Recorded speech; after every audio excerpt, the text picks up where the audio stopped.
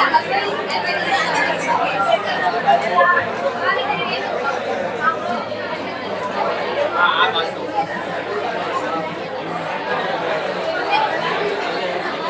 હવે લાસ્ટમાં આપણે WDV પ્રમાણે મેથડનું ડિસ્કશન જસ્ટ ખાલી કર્યું હતું કે રેટ ગોતવાનું એનું સૂત્ર શું છે. W પ્રમાણે રેટ ગોતવાનું સૂત્ર છે એનું 1 -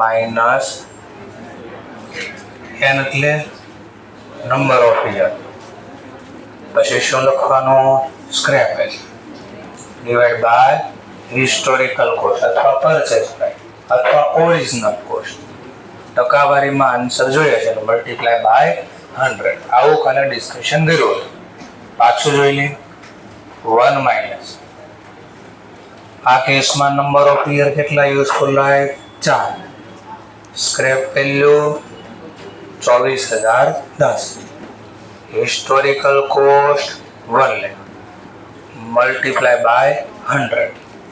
ચલો 1 - હવે એક્ઝામમાં મેં બોલી પ્રોસેસ કીધી ને એ બધી કેલ્ક્યુલેટરમાં કરી દેવાની છે તમારે કે 24,010 ભાગ્યા 1 લાખ. જે જવાબ આવે ને અંડર રૂટની નિશાની 2 વાર પ્રેસ કરી દેવાની. 0.7 ગુણ્યા 100 એટલે 1 માંથી 0.70 બાદ કરીને ગુણ્યા 100 30% પર એનમ. બસ એટલો લઈ દેવાનો છે. ક્લિયર મુદ્દો? ચલો ત્યાર પછી મને બીજો ક્વેશ્ચન આ લોકોએ શું પૂછ્યો તો વર્કિંગ નોટ 1 બની ગઈ. બીજો ક્વેશ્ચન પૂછ્યો છે find out every year depreciation. ક્યાંય કીધું છે અકાઉન્ટ બનાવો તો આપણે નીચે ક્રમમાં બનાવતો ને હોરિઝોન્ટલ ફોર્મ કે વર્ટિકલ? હા, વર્ટિકલ ફોર્મમાં બનાવી દે. જો તો આ કેસમાં અકાઉન્ટ બનાવવાનું ન કીધું હોય તો દર વર્ષે ઘસારો આમ ગણાશે. ખરીદ તારીખ લખી દે, નો આપી હોય તો યર 1 એવું લખી દે. કેટલામાં ખરીદો મશીન? 1 લાખ. આ લખી દે હિસ્ટોરિકલ કોસ્ટ. ચલો આખું વર્ષ પ્રોપર્ટી વાપરવી તો આના ઉપર શું લાગે? ડેપ્રિસિએશન. કેટલો? તો કે 1 લાખ. રેટ આપણને ક્વેશ્ચનમાં આપ્યો નતો પણ આપણે ગોત્યો. કેટલા ટકા? 30%. ગુણ્યા 30%. બોલો 1 લાખના 30% 30,000. તો આને કહેવાય પહેલા વર્ષના અંતની બુક વેલ્યુ અથવા બીજા વર્ષની શરૂઆતની બુક વેલ્યુ. કેટલી આવી? 70. હવે જો વર્ડ્સ WDV, W નો મતલબ અહીંયા શું થાય છે? રિટર્ન. ડાઉન એટલે ઘટાડેલું, વેલ્યુ એટલે કિંમત. હા, તો કેટલા હતા પહેલા લખેલા?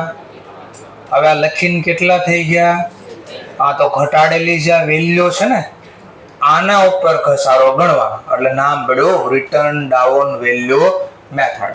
ચલો બીજા વર્ષે આના ઉપર ઘસારો ગણાશે. હવે ઘટાડેલી વેલ્યુ કેટલી છે? 70,000. તો 70,000 ઉપર 30% લગાવવાનું 21,000. આને કહેવાય બીજા વર્ષના અંતની બુક વેલ્યુ અથવા ત્રીજા વર્ષની શરૂઆતની બુક વેલ્યુ. ચલો હવે નવી ઘટાડેલી વેલ્યુ ગોતી ગયો. 59,000, 49,000. ચલો 49,000. તો નવી જે ઘટાડેલી વેલ્યુ છે એના ઉપર ડેપ લાગશે 49,000 મલ્ટીપ્લાય બાય 30%. 14,700. ત્રીજા વર્ષનો અંત બોલો કે ફોર્થ યર ની બિગનિંગ. 2 નો જવાબ 1 કે બોલો બુક વેલ્યુ 34,300. હવે આના ઉપર નવો ડેપ લાગે. જો વેચવી નહીં તો જ્યાં સુધી વાપરવી ત્યાં સુધી ડેપ લાગે. ચલો 34,300 મલ્ટીપ્લાય બાય 30%. 10,290. તો આને કહેવાય ચોથા વર્ષના અંતની book value. End of 4th year book value. આ યુઝફુલ લાઈફ કેટલી છે? હા, તો 4 વર્ષ પૂરા, 5મું વર્ષ હવે ચાલે નહીં. હવે જરા આમાંથી માઇનસ કરી દો. 24,010 જે વર્ષના અંતે વધી ચોથા વર્ષે એ આપણી સ્ક્રેપ બરાબર આવી ગઈ. જો વેલ્યુ સમજાણો મુદ્દો. ચલો બીજું. હવે મને જરા ફરક મને સમજાઈ ગયો ને જરા. આ 1 લાખ હિસ્ટોરિકલ કોસ્ટ હતી, એમાં ભંગાર કિંમત કેટલી વધી છેલ્લે? આનો કેટલો જવાબ આવ્યો જરા મને કહો ને. 75,990. આને શું કહેવાય? આજે જવાબ ગો તને કહેવાય શું? Depreciation amount. હા, ડેપ્રિસિએબલ અમાઉન્ટ. આનો મતલબ શું થાય પાછો? જ્યાં સુધી આપણે વાપરવાના, કેટલા વર્ષ વાપરવાના? તો 4 વર્ષની ટોટલ ઘસારા પાત્ર રકમ. ઘસારા પાત્ર રકમ એનો મતલબ આ મિલકત ઉપર, લાખ રૂપિયાની મિલકત છે ને, એના ઉપર મેક્સિમમ એટલો ઘસારો ગણી શકો. આનાથી વધારે ન ગણી શકાય. ક્લિયર મુદ્દો? ઓકે, તો આને શું કહેવાય? શું ખરીદવું આપણે? ચલો, આ મશીનને શું કહેવાય? મશીનને શું કહેવાય? આને ક્યાંક નામ આપ્યું તો આપણે. કાર કઈ યાદ આવી? ટાટા વાળાની ક્યાંક કાર હતી મારી પાસે, એના ઉપર ક્યાંક કહેતા હતા, તો એને ક્યાંક નામ આપ્યું તો આપણે. ડેપ્રિસિએબલ અમાઉન્ટ. અમાઉન્ટ છે, જો મશીનની અમાઉન્ટ કહેવાય. હા, એસેટ આનું નામ હતું. આ એનું ગુજરાતી થાય ઘસારા યોગ્ય, ઘસારા પાત્ર મિલકત. અને આ મિલકત ઉપર ટોટલ ઘસારા પાત્ર રકમ આટલી છે. હવે આનો મતલબ કોઈ આપી શકે તો?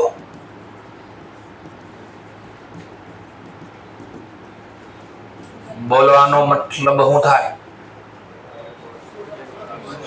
પૂરા 4 વર્ષનો ઘસારો. એશિયન. હા, આનો મતલબ આટલો ટોટલ ઘસારો ગણવાનો તો 4 વર્ષમાં, એમાં 1 વર્ષ મિલકત વાપરી તો આટલો ઘસારો લાગ્યો આપણો. આ 1 વર્ષનો ઘસારો, પૂરા 1 વર્ષનો. આ ટોટલ 4 વર્ષનો ઘસારો અને ઘસારા યોગ્ય મિલકત. ક્લિયર છો પોઈન્ટ? ચલો, સરસ. હવે મને આનો ગોતી ગયો. ચલો તમે આવી જ રીતે હમણાં જે ગણ્યું ને, આવી રીતે આ 2 કામ કરવાના છે. દરેક વર્ષનો ઘસારો પછી તો find out every year depreciation. બીજો ક્વેશ્ચન પૂછો, find out rate of depreciation. આ નો કે ને તો એ ગોતવું જ પડે. ખાલી મેં એમ કીધું દરેક વર્ષનો ઘસારો ગોતી, તો બી આ ગોતવું જ પડે. કારણ કે WDV માં પેલા રેટ જોઈ, પછી ઘસારો ગણી શકાય. 25%. ચલો, 25%, 25%.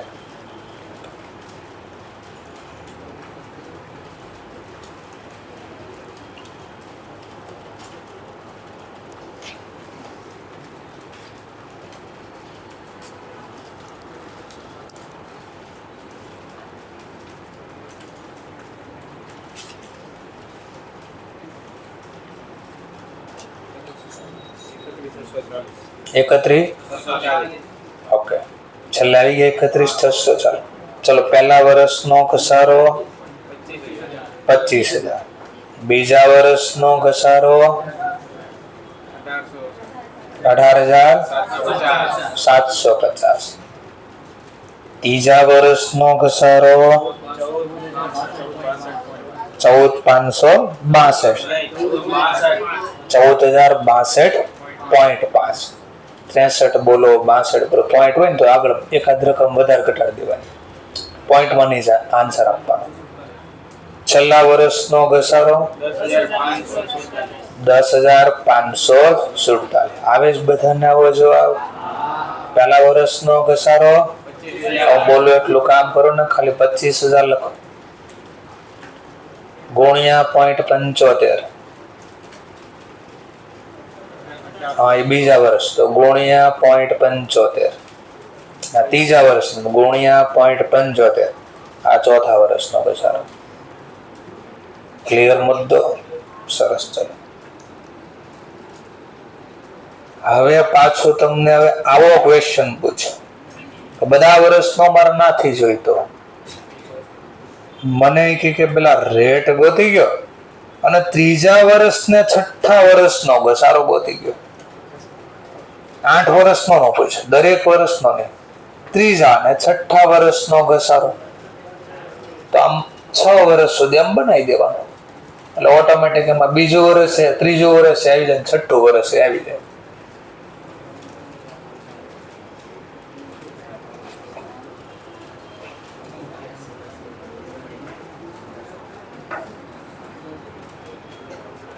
એટલે આ બે દાખલા પ્રેક્ટિસ માટે, એટલે પહેલો આવડે એટલે બીજો ત્રીજો આવડે કે નહીં ચેક કરીએ છીએ આપણે.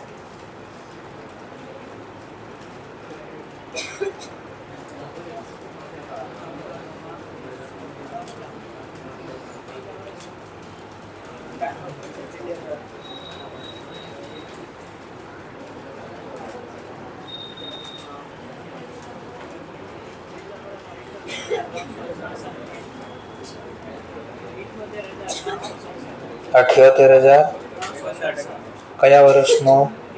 ત્રીજા વર્ષનો. ચલો છઠ્ઠા વર્ષનો પછી ગોતી દો.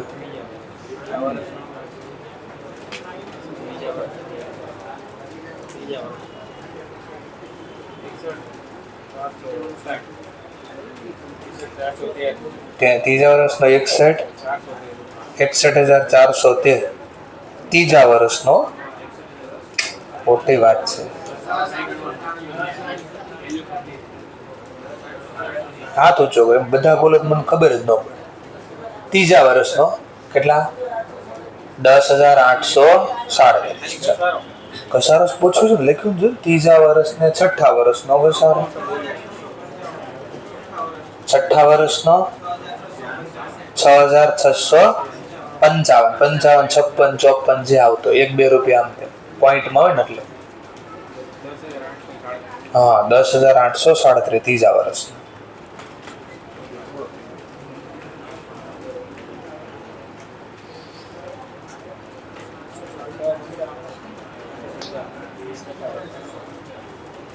ચલો પેલા રેટ કેટલો આવ્યો?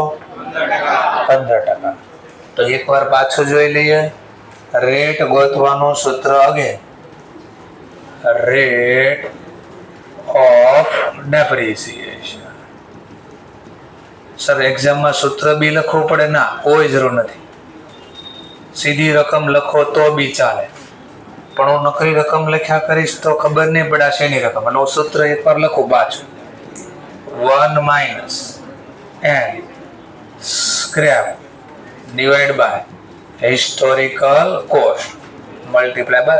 એક્ઝામમાં આ બી લખવાની જરૂર નથી,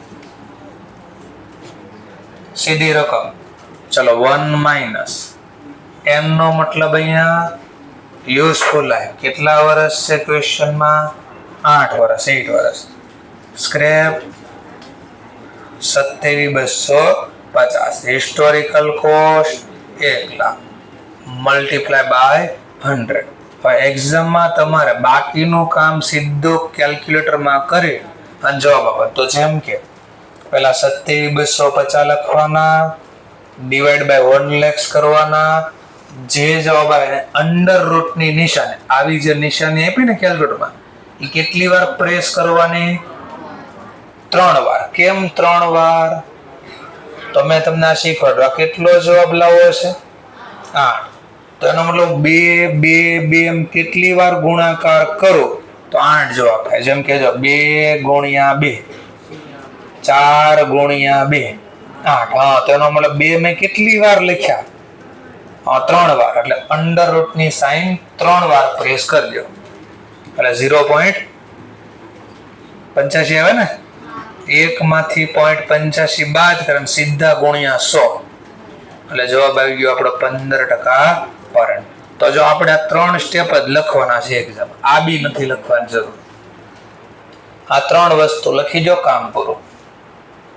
ક્લિયર મુદ્દો? તો કાલે બી મેં લખ્યું હતું બોર્ડ ઉપર કે કેટલા વર્ષ હોય તો કેટલી વાર અંડરરૂટની નિશાની પ્રેસ કરવાની. ફરીથી યાદ કરો સર. માની લો નંબર ઓફ યર 2 વર્ષ હોય તો અંડરરૂટની નિશાની 1 વાર પ્રેસ કરે. નંબર ઓફ યર 4 હોય તો 2 વાર. નંબર ઓફ યર 8 વર્ષ હોય તો માની લો નંબર ઓફ 16 યર હોય તો બસ મેક્સિમમ અહીંયા, પણ હજી એક આગળ વધી જાય. યુઝફુલ લાઈફ 32 વર્ષ હોય તો બસ. જનરલી આપણે આ બે આવે છે. WDV માં મોટા ભાગે આ બે આવે છે. ઓકે. અને જો આની સિવાયની કોઈ ડેટ આવે, વર્ષ આવે, તો તમને જે સ્ટેટમેન્ટ્સમાં ટ્રાયલ અને એરર કરે ને કેલ્ક્યુલેટરમાં, એમ ટ્રાયલ અને એરર ઈ ગુણ્યા ઇઝ ઇક્વલ ટુ એમ કરે, એમ કેલ્ક્યુલેટરમાં ગોતીને લખી દેવાનું. કામ પૂરું. ચલો, તો આપણને એક તો ઓર ખબર પડી ગઈ. હવે મને કીધું ઘસારો ગોતી દો ભાઈ. તો આપણે અહીંયા લખવા મળવાનું વર્કિંગ નોટ 1, પહેલા વર્ષનો ઘસારો. કેટલામાં ખરીદી પ્રોપર્ટી? 1 લાખ. તો જો અહીંયા લખી દે હિસ્ટોરિકલ કોસ્ટ માઇનસ ડેપ 1 લાખના 15%, 15,000. લો બીજા વર્ષની book value. Sir book value નો લખવી તો બી ચાલે. હા, વચ્ચે ક્યાંક લખી દેવાય. બધે નો લખો તો વાંધો નહીં. જવાબ આવ્યો 85. લખવાનો નથી લખવા વર્ષે કોઈ વાંધો નહીં. 85,000 ના 15%, 12,750. ત્રીજું વર્ષ 72,250. એક વાર વચ્ચે પાછું ક્યાંક લખી દેવાનું અને બુક વેલ્યુ કહેવાય.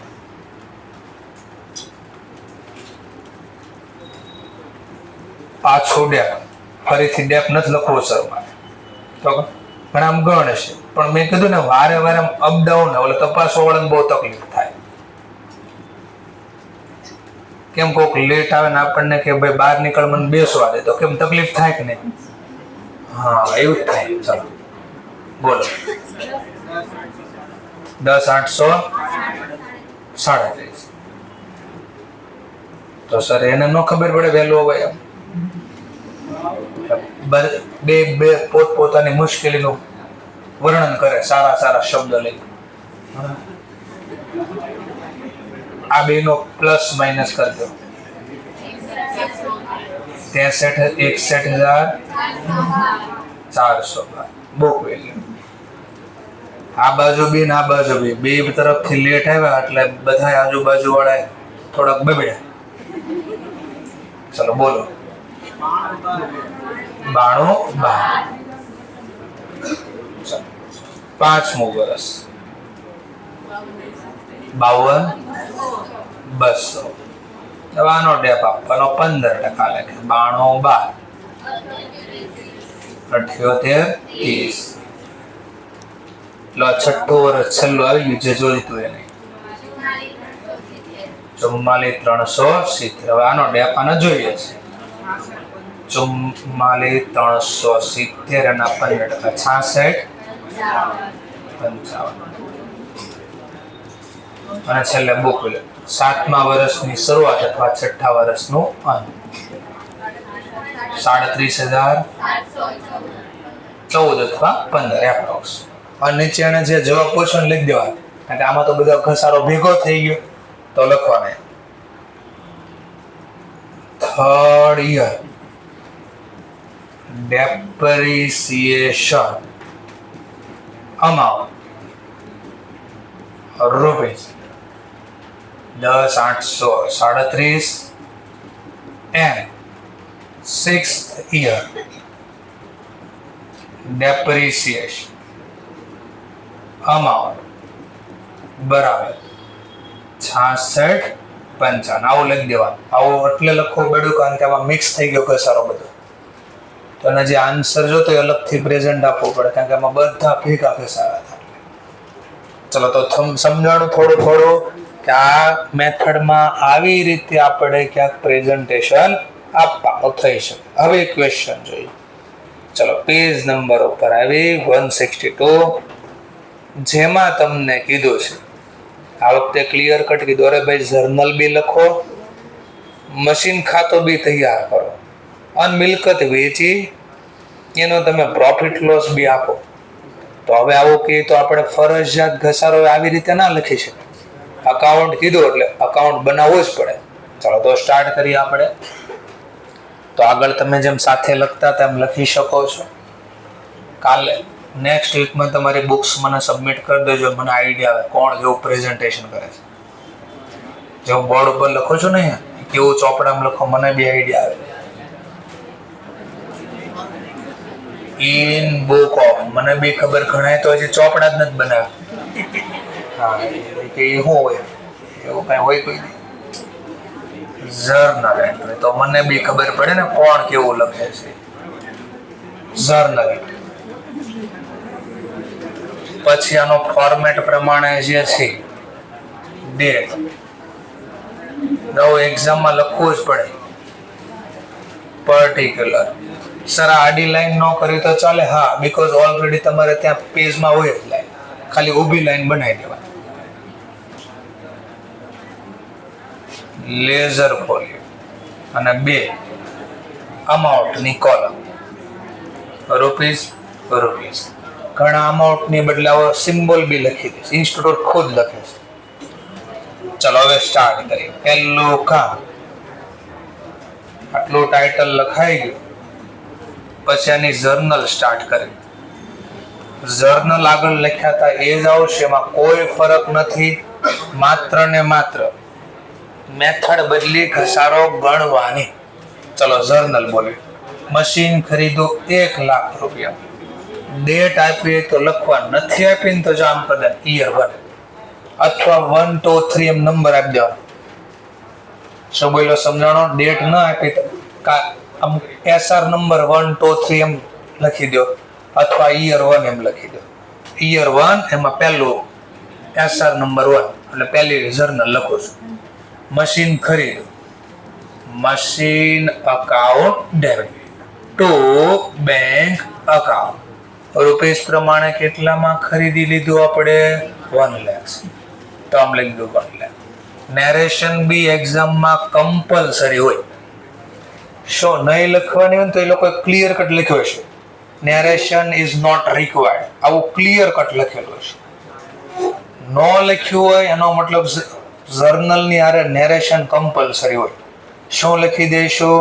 બીંગ મશીન પરચેસ, આવું લખી દેવાનું. ચલો અકાઉન્ટ બી બનાવવું પડશે.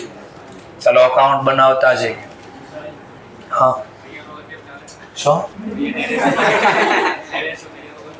નહીં લખવી જ પડે ને, લખવી જ પડે ભાઈ.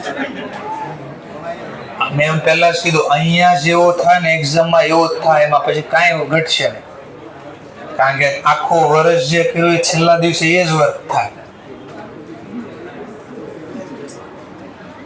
ચલો તો મશીન અકાઉન્ટ એટલે અહીંયા બી ખબર પડશે કેટલો સમય લાગે છે આપણને લખવા. ડેટની કોલમ નથી આપી તો યર, ડેટમાં લઈ જાવ યર 1. પર્ટિક્યુલરમાં લખશું ટુ બેંક અકાઉન્ટ, લેઝર પોસ્ટિંગમાં સામેલ ટુ બેંક અકાઉન્ટ. કેટલામાં ખરીદો? 1 લાખ. ચલો ધ્યાન આપો. આ કેસમાં મને રેટ ઓફ ડેપ આપી દીધો છે, ફાઇન્ડ આઉટ કરવાનો નથી. તો સીધી સેકન્ડ જર્નલ ઘસારો ગણે. ઘસારો ગણી ગયો, પેલા ગણવાની વાત કરી. કેટલાની વેલ્યુ છે મશીનની? એનો રેટ કેટલો છે? 20. બોલો 1 લાખના 20%. આ 20,000 બોયતા કઈ મેથડ હતી? આ 20,000 બોયતા WDV. કઈ મેથડ હતી? WDV. બીજો ઘસારો ગણી તો નાખ્યો 20,000, પણ એને લખવો પણ પડશે ને. તો હવે ઘસારો લખવાની 2 રીત હતી. એકનું નામ હતું ચાર્જ ટુ એસેટ, બીજાનું નામ શું છે? Depreciation provision. અથવા બીજું કઈ નામ રાખ્યું છે? હા, એક્યુમ્યુલેટેડ ડેપ્રિસિએશન.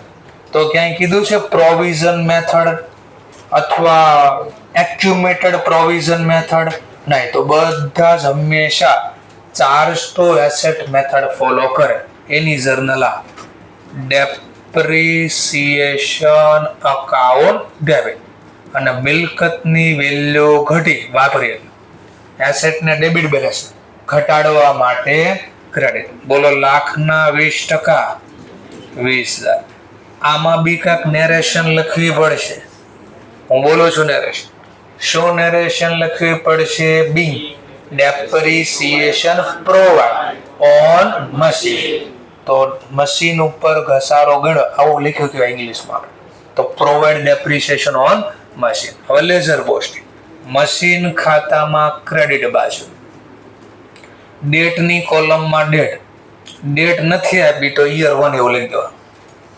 લેઝર પોસ્ટિંગમાં સામે નામ, જમાની સામેનું નામ છે ડેપ્રિસિએશન. તો અહીંયા લખી દેવાનું by depreciation account.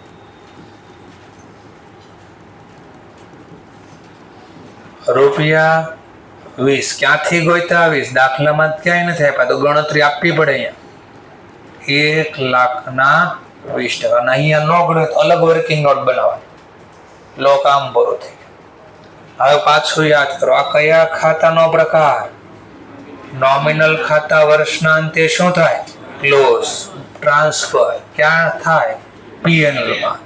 P&L account debit to depreciation account. માન લો અહીંયા ક્વેશ્ચનમાં કીધું હોત તો ડેપ્રિસિએશન ખાતું બી બનાવો, તો આનું પોસ્ટિંગ પહેલા કર્યું ડેપ્રિસિએશનમાં ક્યાં? અને સામેનું નામ 20,000. પછી પાછું પોસ્ટિંગ કર્યું ડેપ્રિસિએશન ખાતામાં ક્રેડિટ સાઇડ ને સામેનું નામ, એટલે ઓટોમેટિક ખાતું બંધ થઈ જાય. નેરેશનમાં શું લખશો? અહીંયા બી ડેપ્રિસિએશન અકાઉન્ટ ટ્રાન્સફર અથવા તો ક્લોઝ. ક્યાં? Into P&L account. In the sense કહેવા એવું માંગો છો એસએલએમ માં જેમ ગણ્યો તો જર્નલ એમ જ કામ કરવાનું. જર્નલમાં કોઈ બદલાવ નથી થયો. જે બદલાવ થશે શેમાં બદલાવ થશે? અમાઉન્ટમાં. ઘસારાની રકમ બદલે એસએલએમ માં દર વર્ષે સેમ રહી, WD માં હમણાં બદલશે રકમ, બસ એટલો ફરક છે. જર્નલમાં કોઈ ફરક નથી. બોલો મશીન કયા ખાતાનો પ્રકાર? રિયલ અને પર્સનલ ખાતાને બી ક્લોઝ કરી દેવાના પીએનએલમાં. તો હા, તો બેલેન્સિંગ કરવા જાવ બધું લખવું પડે. પેલા ટોટલ 1 લાખ. અહીંયા ટોટલ લાખ લાવવા કઈ ઘટતા છે? કેટલા ઘટ્યા? 80,000. પછી આમ વચ્ચે મારે તો અહીંયાથી ભાગ પાડવા અંડરલાઈન કરવી પડે. તમારે ઓલરેડી અંડરલાઈન શું કરવાનું? પાછું 2 લાઈન નહીં, ડબલ લાઈન ન કરો તો વાંધો. 1 લાખ લખાઈ જાય પછી 2 લાઈન છોડી દેવાની અને પછી નવું વર્ષ ચાલુ કરવાનું. એટલે ત્યાંથી ઓટોમેટિક ભાગ પડી જાય. એટલે પ્રેઝન્ટેશન ચેન્જ થઈ જાય. નકર બહુ ખરાબ પ્રેઝન્ટેશન થાય. અને આપણે પાછા 100% તો સાચું લખવાવાળા માણા નહીં. છેક છાક તો જોઈએ આપણે. હા, તો આગળ અહીંયા ક્યાંક છેક છાક કરવાનું થાય તો ઉપર 2 લાઈન વધી હોય આપણી પાસે. એટલા માટે ચલો ટુ બેલેન્સ બ્રોડ ડાઉન. બોલો કેટલા રૂપિયા? 80,000. ચાલો હવે પાછો ચેક કરવાનો એક્ઝામમાં.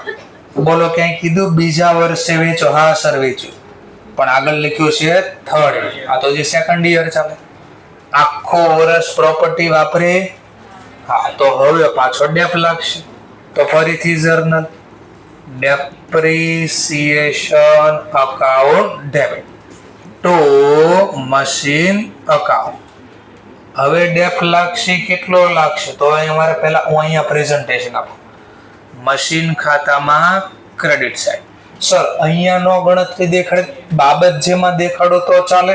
હા, જેમ કે સર શું કહેવા માંગો જરા મને સમજાવો. લો સમજાવો.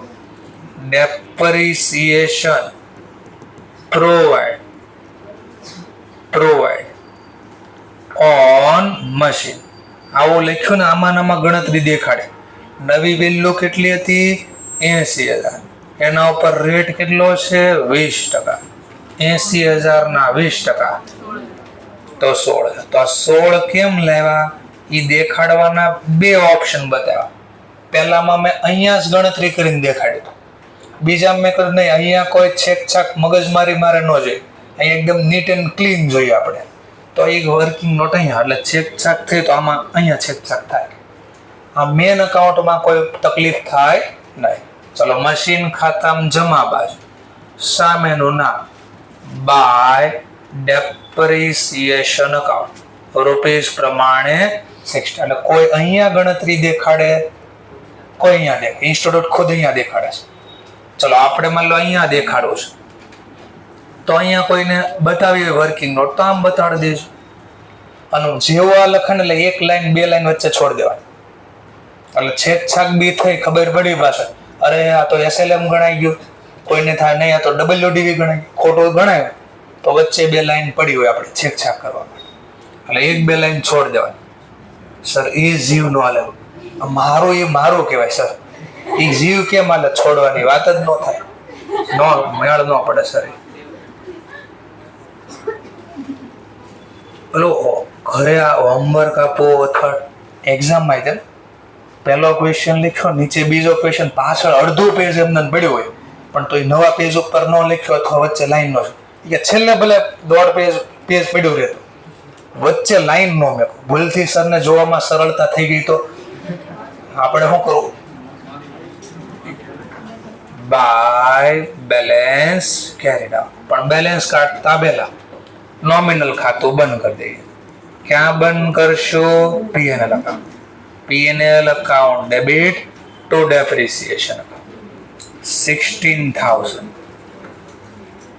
નેરેશનમાં પાછા બોલી દઈશું, બિંગ ડેપ્રિસિએશન અકાઉન્ટ ક્લોઝ અથવા ટ્રાન્સફર, બેમાંથી જે શબ્દ લખો into P&L account.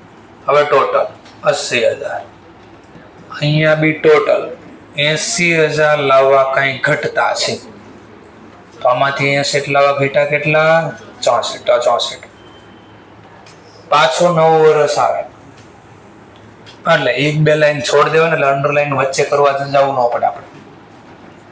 Third year to balance brought down 64,000. ચલો, હવે પ્રોપર્ટી વેચાણી છે આ વર્ષમાં ક્યાંય? હા કીધું છે, પણ ક્યારે વેચી છે? End of third year. વેચો ગમે ત્યારે, પણ જેટલો સમય વાપરીને એટલા સમયનો પેલા ડેપ ગણી દેવા, પછી જ વેચવાનું જર્નલ લખવાનું. એ પેલા વેચવાનું જર્નલ નહીં લખવાનું. તો અગેન આપણે પેલા યુઝ કરી પ્રોપર્ટી એટલે ઘસારો ગણી દઈશું. Depreciation account debit to machine account. ચલો, કેટલો અગેન ડેપ ગણાશે? તો માન લો હું લેઝર પોસ્ટિંગ અહીંયા કરી દઉં, પછી ગણતરી દેખાડ. મશીન ખાતામાં ક્રેડિટ સાઇડ, યર થર્ડ, સામેનું નામ બાય ડેપ્રિસિએશન. હવે ગણતરી આના ઉપર થશે, 64,000 મલ્ટીપ્લાય બાય 20%. બોલો, 64,000 ના 20%, 12,800. આ 12,800 અહીંયા બતાડો તોય ભલે, અહીંયા લખો તોય ભલે. 12,800 થઈ ગયા. 12,800 સમજાય છે ટોપિક? ક્યાંક ક્યાંક પાકો છે? લો, સાથે બીજું કામ અહીં કરી દેવાનું. આ કયા ખાતાનો પ્રકાર? નોમિનલ પેલા બંધ કરી દે, ભૂલાઈ જાય છેલ્લે. એટલે પહેલો સ્ટેપ પ્રમાણે ચાલવાનું. P&L account debit to depreciation account. બોલો કેટલા? 12,800. બિંગ નોમિનલ અકાઉન્ટ એટલે કે depreciation account close into P&L અથવા તો ટ્રાન્સફર ઇનટુ P&L. ચલો, આટલું થઈ ગયા. પછી શું? હવે મિલકત વેચીની છે. ચલો, મિલકત વેચવી તો ધંધામાં રૂપિયા આવે કે જાય? હા, તો વોટ કમ્સ ઇન્ડિયા, કેશ અથવા બેંક અકાઉન્ટ ડેબિટ. અને મશીન વેચવી ધંધામાં આવે કે જાય? જાય તો જમા, તો જર્નલ પડશે bank account debit to machine account. Bing બાબત જેમાં લખી દે, બિંગ મશીન સોલ્ડ, મશીન વેચી કાઢ્યું. કેટલામાં વેચી કાઢ્યું? 45,000. તો અહીંયા લખી દે 45,000. બાબત જે બોલી દીધી ફરીથી બોલું છું. being machine sold. બસ કામ પૂરું.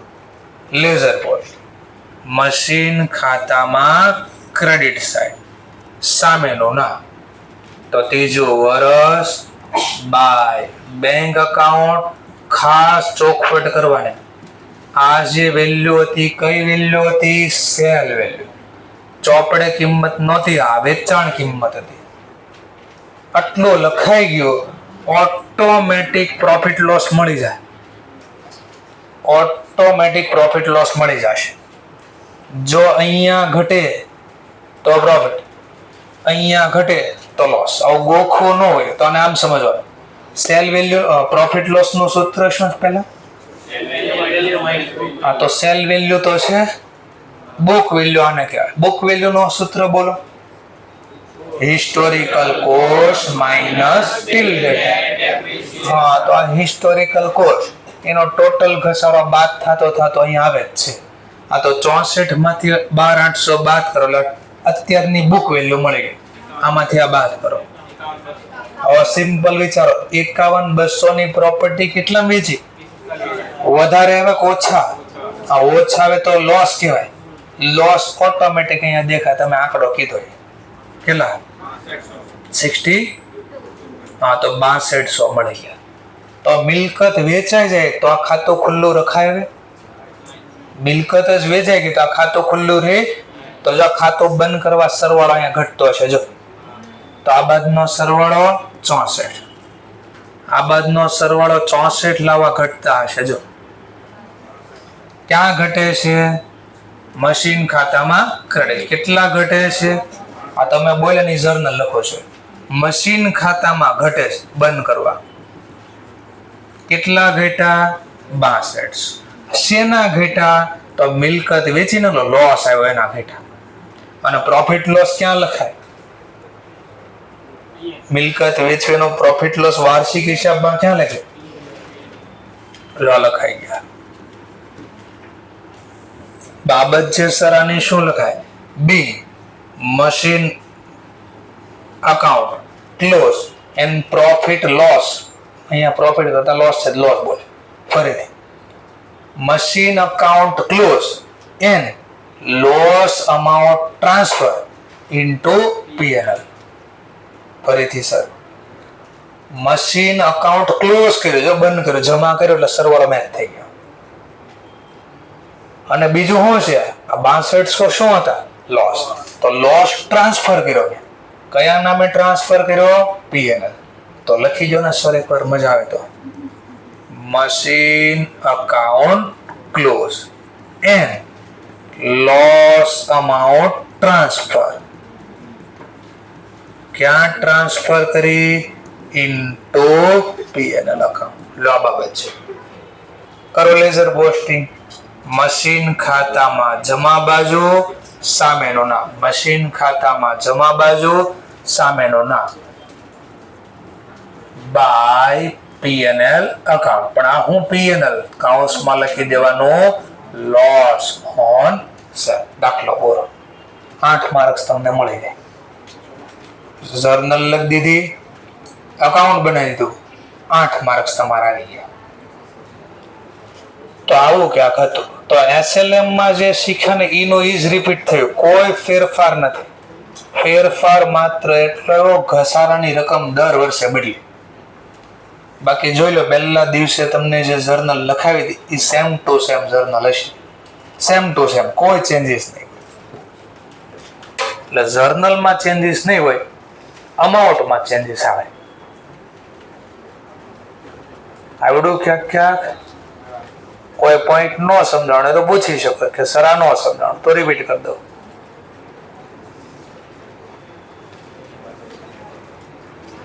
અને કોઈને એમ લાગે આપણે હોશિયાર આવડી ગયું તો આગળનો દાખલો સોલ્વ કરે 163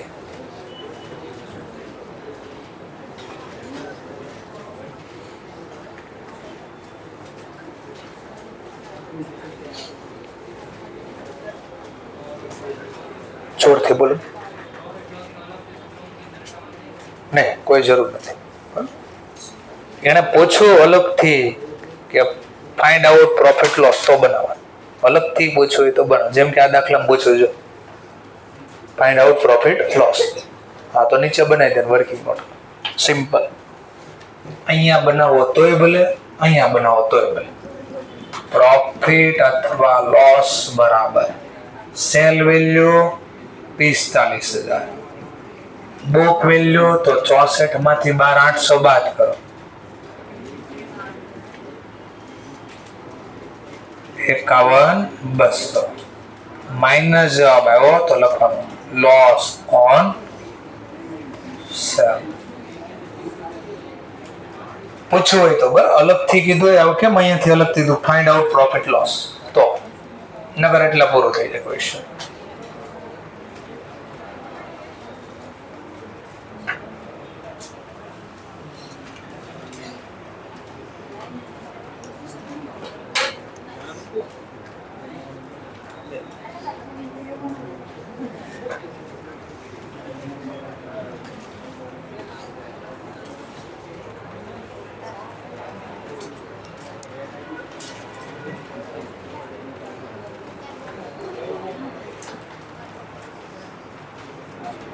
બુક્સ નથી બનાવતા, બુક્સ નથી બનાવતા, ક્યાં છે?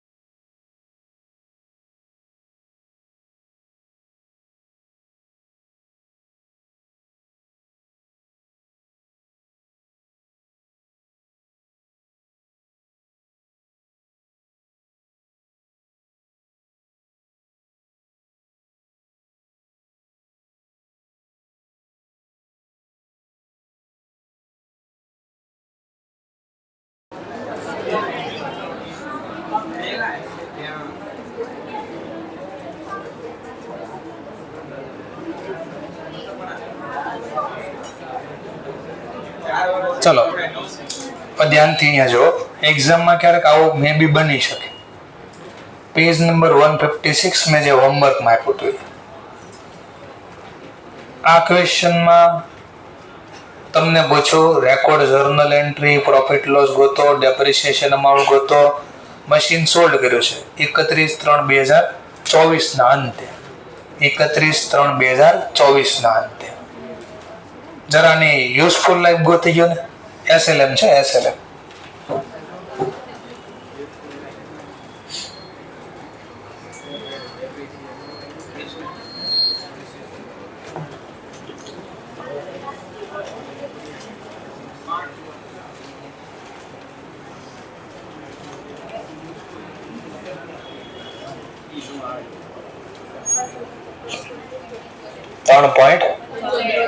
$3.75. અહીંયાથી અહીંયાનો સમય કેટલો થાય છે?